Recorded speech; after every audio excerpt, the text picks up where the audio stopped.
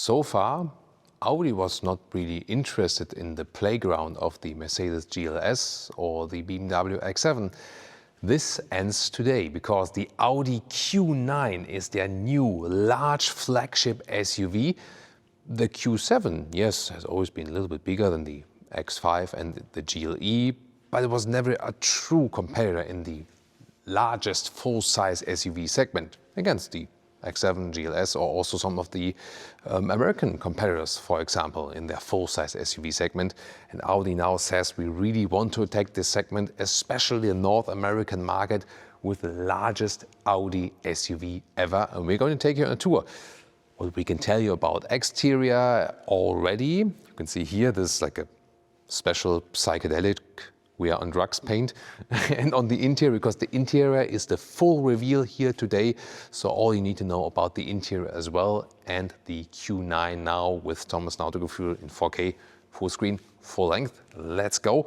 Yeah, this is a so-called camouflage paint because they don't want to reveal everything from the exterior yet.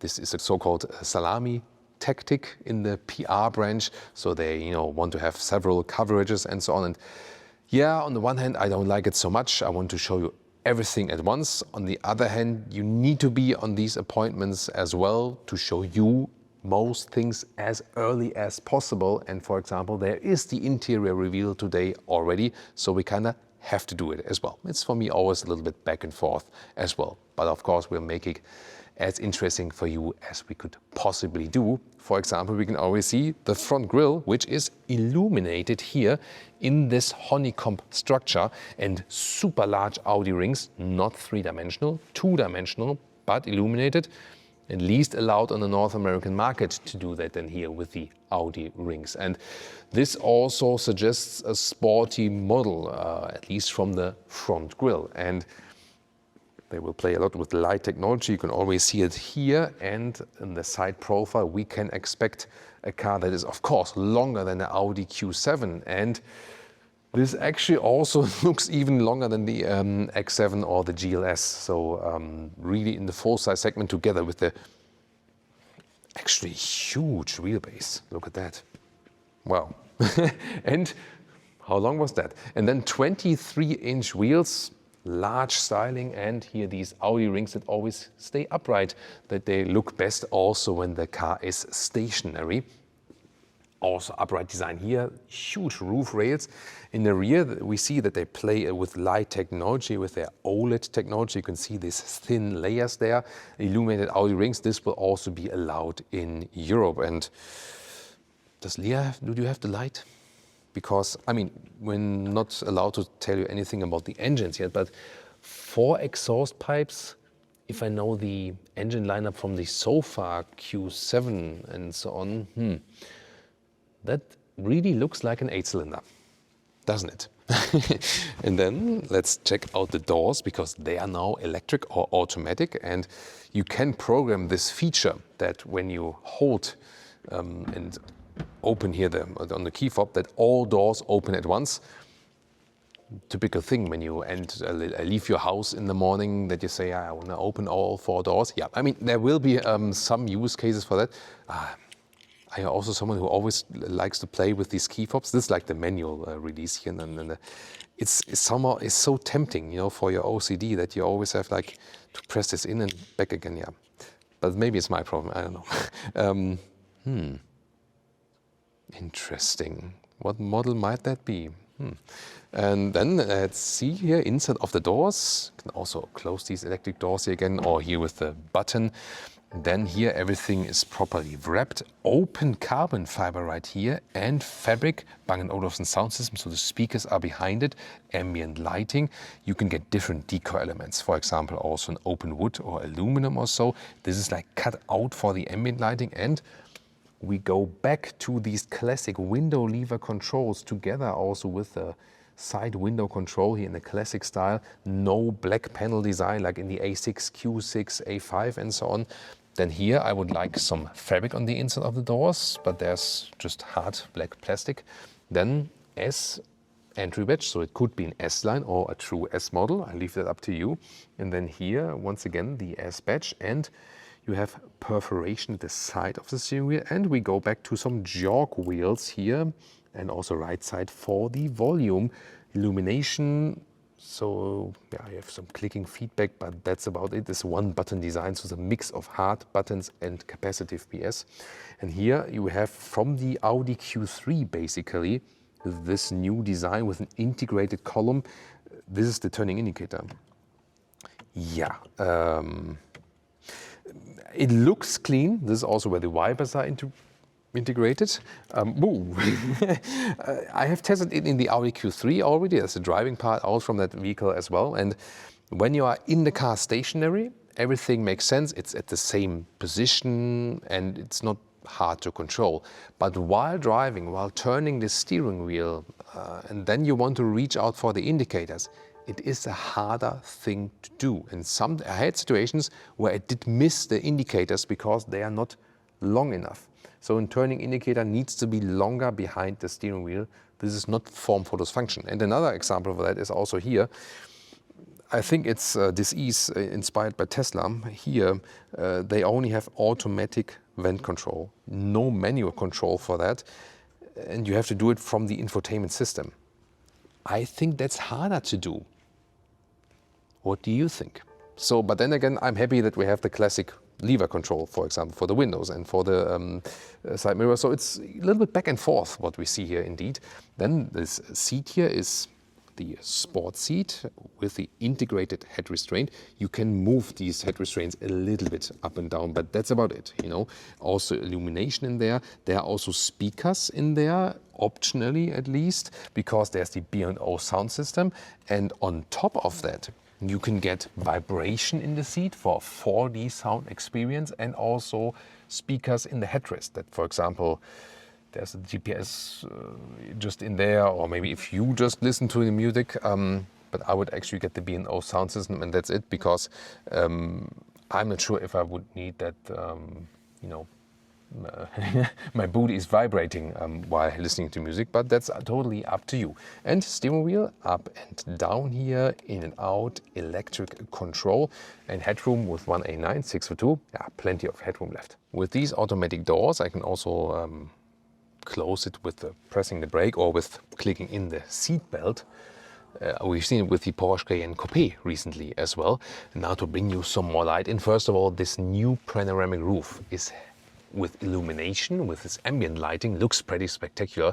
It's so large, spans over the whole vehicle, and the cool thing is you can still open it. But one more thing earlier, here, this is like this digital shade. There is no real shade because Audi says the heat and UV filter is already in there, and you can also play games with it. For example, just have every second panel transparent or not.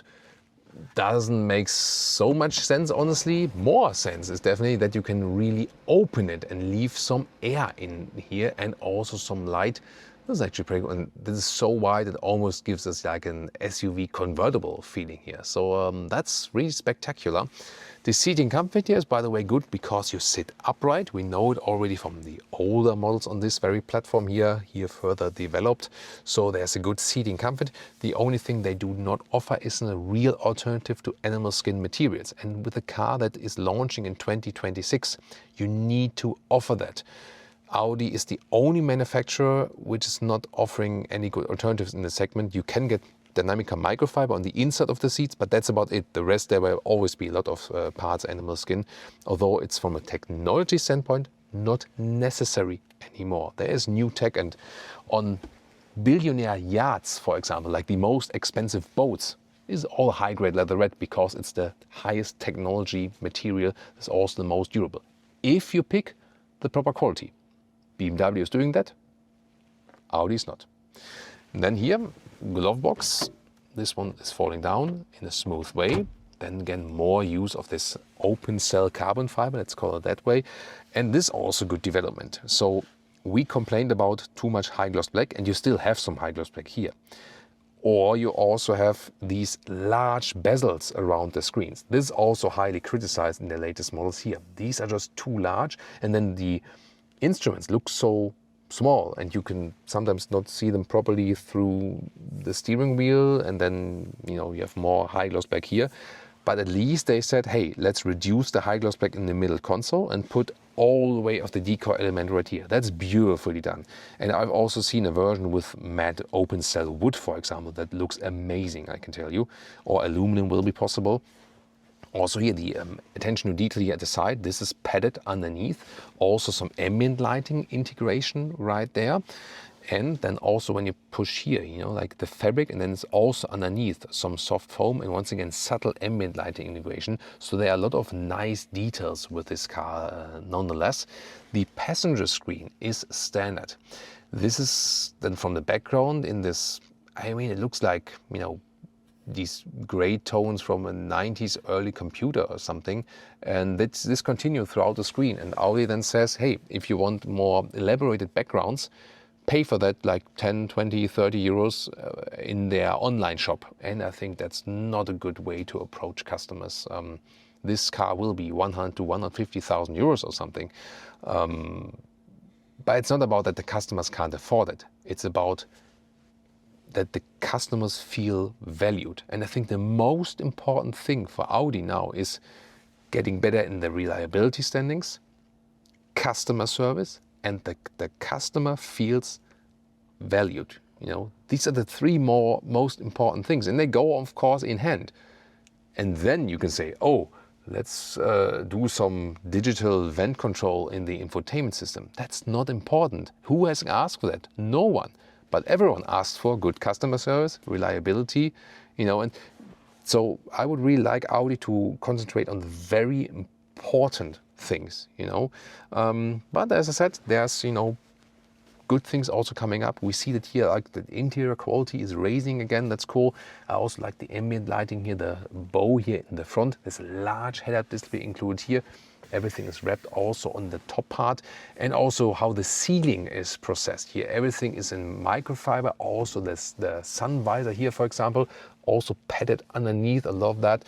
And then when I put this one out, this is still a little bit hard. Maybe it's the prototype thing, but here you can also extend it. It's very important for long highway rides. For example, when I was last time driving from LA to Vegas, for example, by car, and it's just like put in cruise control, like, what is it there, 55 miles an hour or something like that, 60 miles an hour, extremely boring to ride that. And then suddenly the sun comes from here and it's like, oh. And then it's really good to have this extension, for example. And this will be like a North American market focus, definitely, with this vehicle here. For European purposes, it's often too large. People would maybe rather stick with the Q7 then or something. But maybe you need it for the kids, and we'll also experience the second and the third row very soon. More interesting deals here in the front here, USB-C charging, will be 60 watt in the front. And also here, these inductive charging pads, 2 actually, and they really charge properly with 25 watt. And here you have also then the MagSafe in there, that it's properly secured in the position, doesn't fly around. And it's also ventilated, so it doesn't overheat that quickly, because there's the ring around that's ventilated. Still manual, this volume jog here, for example, that's cool. And also how the cup holders are either hidden or open, and then they have the 4-dot design that also bottles don't fly around. Audi even says that it, again for the US or Canadian market as well, that it does fit 2 Stanley Cups when you put them, or like the Liasti, I think, Ovala, like the competitor of that one, so it does fit, or they are also like cheaper remakes and so on, but they're supposed to be fitted in there as well. You can also hear the ventilation a little bit here, by the way, when the phone is plugged in this magnet saver. Soft here for your elbow. Fold this one up. Then you have a lot of space underneath. It's no problem, but there's 12-volt charging supply, for example. But that's about it. And now even more interesting is, of course, what can I do here with the second and the third row? I can open the doors from, I think we are not supposed to show that in the infotainment system, because it shows here how the car looks like. It's just a top view, but I can press the button in the infotainment system, and then I can open the door for Leah. So it's also a nice gentleman's function, so to speak. So there we go. And wow, this is such a huge door. Look at that. I mean, it's extremely long. And also, it's a nice quality from the inside here. There's a huge shade as well, digital one. Good and simple luxury feature. I like that. And also here with the open carbon fiber again, you can see the ambient lighting integration. The only thing I wish once again is here that they have some fabric covering from the inside. You close the door from here, by the way, but you can also, for example, when you sit in the third seating row, you can press this button here in the top. There we go.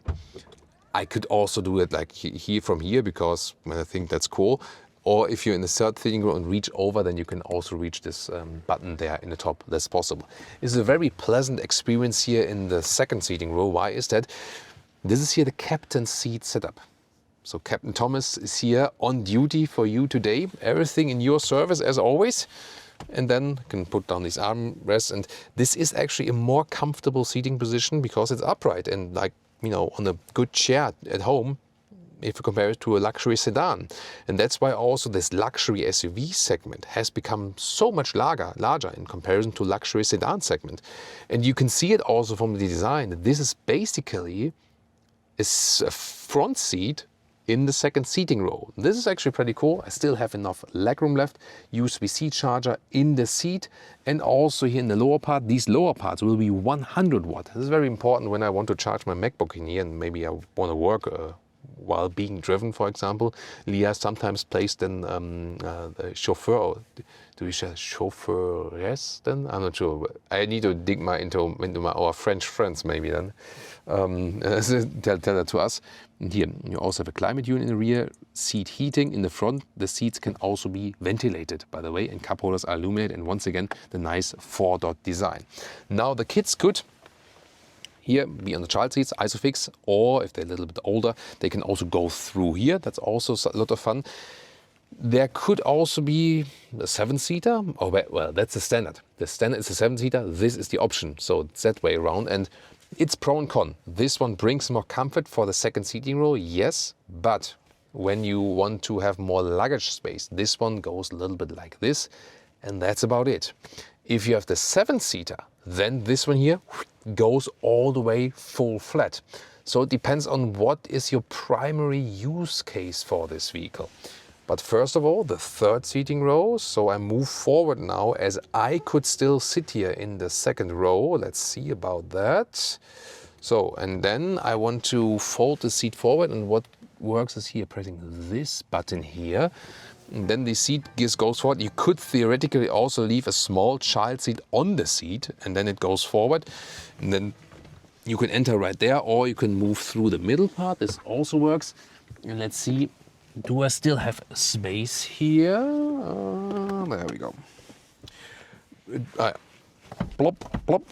And this could theoretically work for 6 or 7 tall adults when you have the bench then in the second row. So yeah, headroom is no problem. It's a lot of headroom. I even have an own climate unit here in the rear, and also USB-C chargers in the rear, seat heating in the rear. So they thought of all the luxury features, cup holders and so on. So that's actually pretty cool. Yeah, and very well usable if you just have a larger family or a lot of friends, or this typical soccer practice or thing, you know, that you drive a lot of kids at the same time. Isofix also here on the rear seats as well.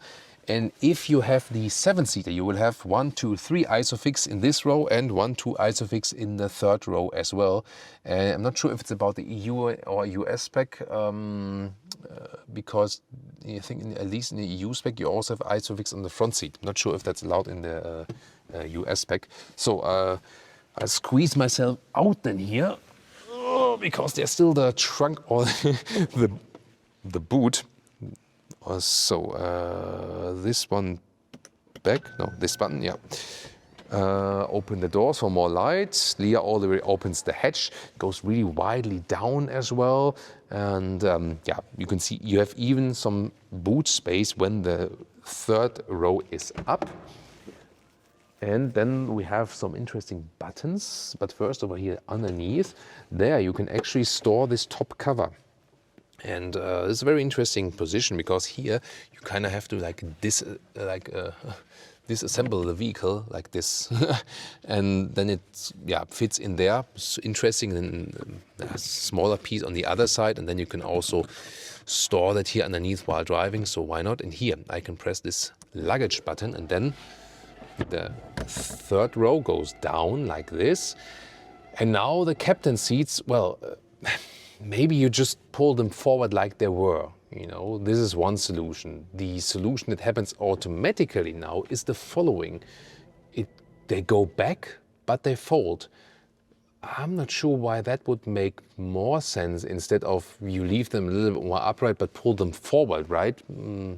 I don't understand that completely. But here is once again the thing, if you have the 7-seater, then they go all the way flat and you can just sleep in the vehicle, so it's so long. And then you have one more button here to put everything up again, and it would be more spectacular in the 7-seater that, of course, the second row goes up again.